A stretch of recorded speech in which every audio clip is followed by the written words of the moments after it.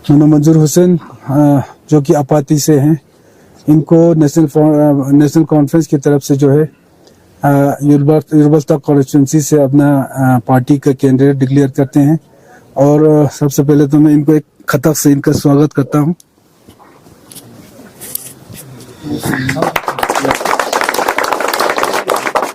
Symbol पे अभी हमारे कोई भी कैंडिडेट्स नहीं, आज हमारे मैक्सिमम कैंडिडेट जो है कल फॉर्म भरेंगे।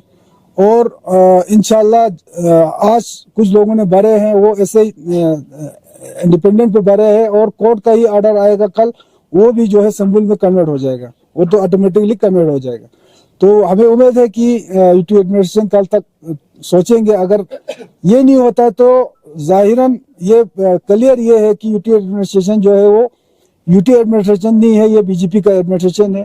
तो उस वक्त हमने कल भी हमारा वर्कर्स का एक मीटिंग में कमर साहब भी वहाँ पे थे, हमने ये डिक्लेयर किया था कि कल तक हम देखेंगे, उसके बाद हम रोड पे निकलेंगे और एहतजाज करेंगे, उसके जिम्मेदार यूटी एडमिनिस्ट्रेशन खुद होगा। क्योंकि जहाँ पे जमहूरियत का जब गला घोटता है, जहाँ पे जमहूरियत खत्म होते है, डिक्टेटरशिप जहाँ पे शुरू होते हैं, वहाँ पे हालात खराब होता है। वहाँ पे कश्मीर बनने में देर नहीं लगते, वहाँ मणिपुर बनने में देर नहीं लगते। ये एक हसास इलाका है दोनों जगह से, बॉर्डर से। अगर यहाँ हालात खराब होगा, उसकी जिम्मेदारी जो है यूटी एडमिनिस्ट्रेशन होगा। और हम कल तक हम देखेंगे, उसके बाद हम एहतजाज शुरू करेंगे और बहुत ही जोर से हमारा एहतजाज होगा, क्योंकि हम ये बर्दाश्त कभी नहीं करेंगे कि जमहूरियत को ये लोग खत्म करें यहाँ से। नेशनल कॉन्फ्रेंस न कभी डरी है न कभी डरेगी। नेशनल कॉन्फ्रेंस एक तहरीक है, ये कोई तंजीम नहीं है। नेशनल कॉन्फ्रेंस वही तंजीम है जिन्होंने आज़ादी में बढ़ चढ़ कर हिस्सा लिया, डोगरा राज से जनाब वाली आप लोगों के हुकूक दिलाया। शहर कश्मीर शेख अब्दुल्ला कई साल जेल में रहे, जेल में रहने के बाद उसने कोई कंप्रोमाइज नहीं किया।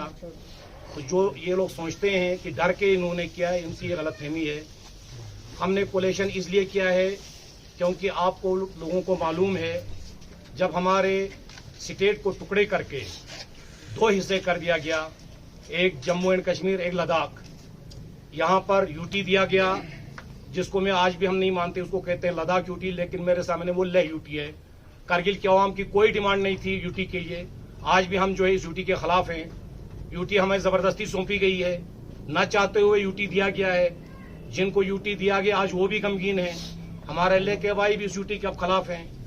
अगर सेंट्रल गवर्नमेंट को देना ही है, लद्दाख की आवाम के साथ आप लोगों को हमदर्दी है, तो आप हमें स्टेट दे दीजिए। हम यूटी से क्या करेंगे, क्योंकि आपको मालूम है जमहूरियत सबसे ज्यादा जरूरी है। जमहूरियत के बगैर लोगों का जीना हराम होता है। 100 साल अंग्रेजों ने हमारे यहाँ पर हुकूमत किया और हमें गुलाम बनाया गया। पूरे हिंदुस्तान को गुलाम बनाने के बाद महात्मा गांधी की सरबराही में हम लोगों ने, हमारे बुजुर्गों ने लड़ाई लड़ी और हिंदुस्तान को आजाद कराया। आज 75 साल के बाद करगिल के और लद्दाख के लोगों को दोबारा ब्यूरोक्रेसी के अंदर गुलाम बनाया गया है। आज ब्यूरोक्रेसी के गुलाम हैं हम। आज जो है आजाद नहीं है। आप मत समझो लद्दाख के अवाम के आप आजाद हो, आप ब्यूरोक्रेसी के गुलाम हैं। एक एलजी और 4 कमिश्नर सेक्रेटरी के गुलाम है आप कर क्या सकते हो? आपके लीडरों के पास कोई पावर नहीं है।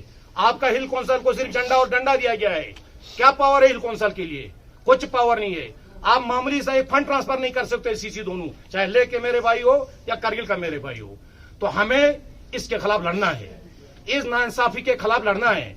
मैं एलजी के खिलाफ नहीं हूं, मैं कमिश्नर सेक्रेटरी के खिलाफ नहीं हूं, लेकिन मैं इस ब्यूरोक्रेसी के खिलाफ हूं, क्योंकि ये ब्यूरोक्रेसी के अंदर हमें गुलाम बनाया गया। क्या हम गुलाम हैं इनके? हम गुलाम बनने के लिए तैयार नहीं है। मैं आपको बताना चाहता हूं, लद्दाख के अवाम को, हमने डर के नहीं किया, हमने करगिल की बका के लिए कोलेशन किया है। हम जानते हैं कि बीजेपी और आरएसएस का प्लान क्या है। हम जानते हैं आरएसएस और बीजेपी अगर करगिल में आ गए, ये यहाँ पर मजहबी तफरका फैलाएंगे, ये यहाँ पर बुरके पे पाबंदी लगाएंगे, ये यहाँ पर गाय को बचाएंगे, मुसलमानों को मारेंगे, ये अखलाक जैसे लोगों को मारेंगे। तो आप लोगों को मालूम होना चाहिए, हमने इन फाशिस्ट ताकतों को करगिल से बाहर रखने के लिए कोलिशन बनाया है। हम बीजेपी के खिलाफ नहीं है, या बीजेपी के जो अबाई हमारे यहाँ पर अभी लड़ रहे हैं। क्या आप चाहते हो करगिल में भी बुरके पर पाबंदी लगे? क्या चाहते हो हमारी माँ बहनें जो है बगैर पर्दा के चलें?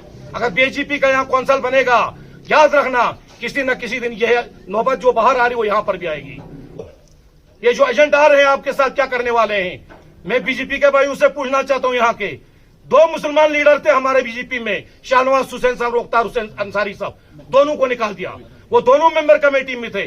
बीजेपी का मकसद थे सिर्फ और सिर्फ जनाब हिंदुत्व का वो प्रचार करना चाहते हैं।